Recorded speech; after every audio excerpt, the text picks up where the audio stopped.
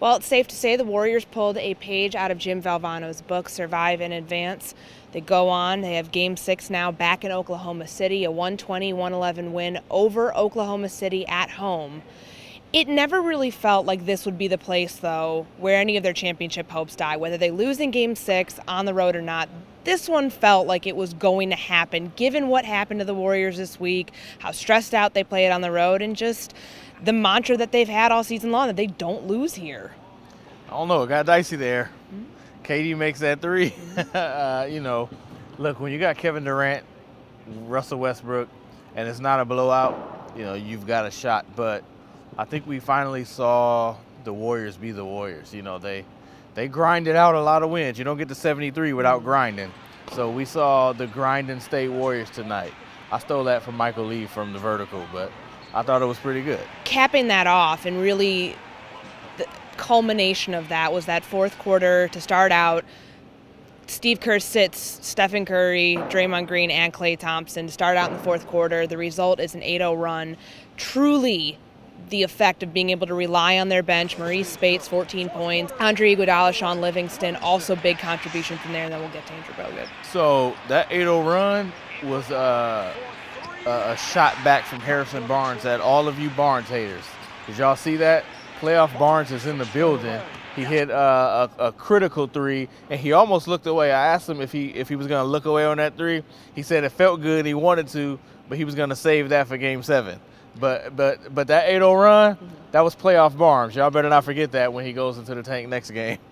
But obviously Harrison Barnes had a key three at that moment too to kind of get that thing going. But what did that say about the bench and just those contributions? Because the bench was the bright spot in the last two losses at Oklahoma City. It was good to see. Personally, it's too risky for my taste. These games are too big to put in, your fourth through ninth best players, right? I don't know if you can do that in OKC. Maybe Kerr was saying, just buy me a couple of minutes. Let's get our guys some rest for the final stretch, and it worked. So this is, a strength in numbers has been their mantra. This is a deep team. The problem is that lineup doesn't always score. So it worked tonight. I wouldn't suggest doing it again. But hey, if they make Steve Kerr look like a genius like that, who am I to disagree? But I wouldn't do it, would you? Probably not. The Warriors beat Oklahoma City at its own game with switching lineups, going from big to small, back to big, which is what they've done to get a 3-2 lead now in the series. But the Warriors were finally able to go big again. Andrew Bogut had a little talk with Steve Kerr about getting in foul trouble. It's probably why he saw his minutes shrink to about 13 and 14 on the road. He played 30 minutes on Thursday night. 15 points, 14 rebounds. It's a career high for him. How does he continue to get those numbers and not get in foul trouble when that was exactly what happened 2 days ago? I mean, for Bogut, it's about how he feels. It's his legs. I mean, he's logged a lot of minutes in this league. He's been injury prone, not necessarily the last couple of years, but he's had a lot of injuries. When he's healthy, when he's feeling good, he's great. Like he's a top 10 center in this league. The problem is, how do you get him to feel that way and play that way each game in and out? So that's the trick, really. It's not to get one game from Bogut. It's to get every game. Steven Adams is in there every game. So he was great tonight. He was a presence. He rebounded. He battled. He was a passer on offense. He was engaged.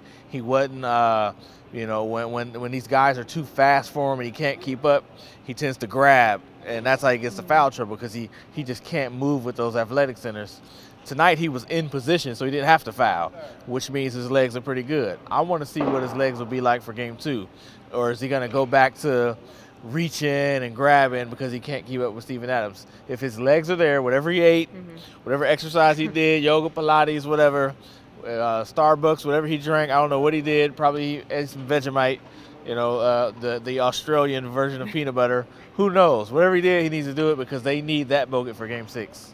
All right, the Warriors will go back to the Midwest, Oklahoma City, on Saturday. Game 6, we will be there as well. Be sure to check out. We're going very early. Well, no, not that early in the morning, which is nice. But be sure to check out mercurynews.com for the latest, and we will see you back in Oklahoma City. For Marcus Thompson, I'm Courtney Cronin. Thanks for watching.